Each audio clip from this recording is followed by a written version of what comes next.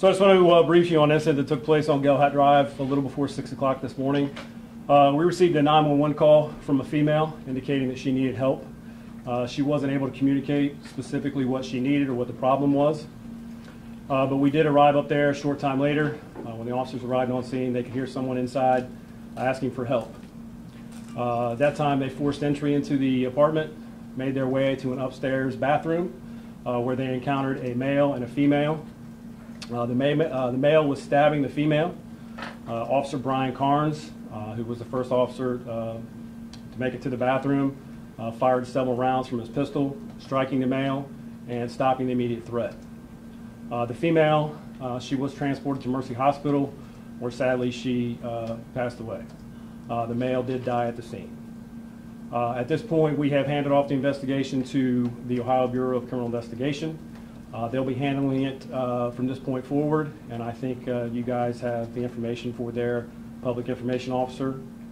Officer Day, our public information officer, has put together a packet, or he's working on putting together a packet for you on Officer Brian Carnes and the 911 tapes.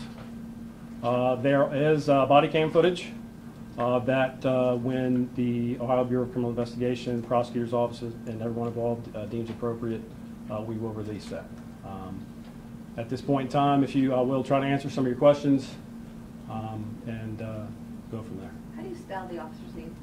His first name is B-R-Y-A-N. Correct. Last name is C-A-R-N-E-S. How long has he been on the force, Chief? He's been with us for 3 years. Can you release the names of the other two victims involved? At this point, we're still working on notifying next of kin and working with the coroner's office.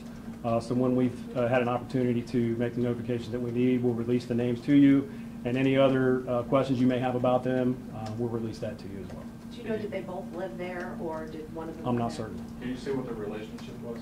I'm not certain. Have you ever been to that apartment before? I'm not certain as that either. Can you give us the ages? I don't have those readily available, but we can make that available to you later, sure.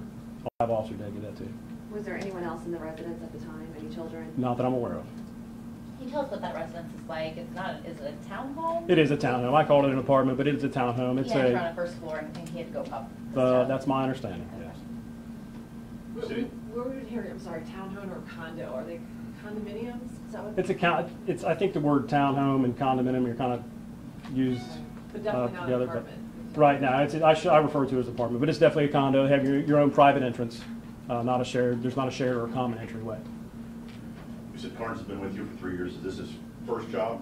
Or is He did work, I don't know how long, but he did work at the Englewood Police Department for some time before he came here. Englewood? Near Dayton? Near Dayton, Okay, go ahead. Do you have a situation like this where an officer walks in on something like this in progress? What are your thoughts? What are your thoughts about the officer's actions? Well, at this point, I don't want to really discuss their actions. I want to give the Bureau of Criminal Investigations an opportunity to look into it, get some of the specifics.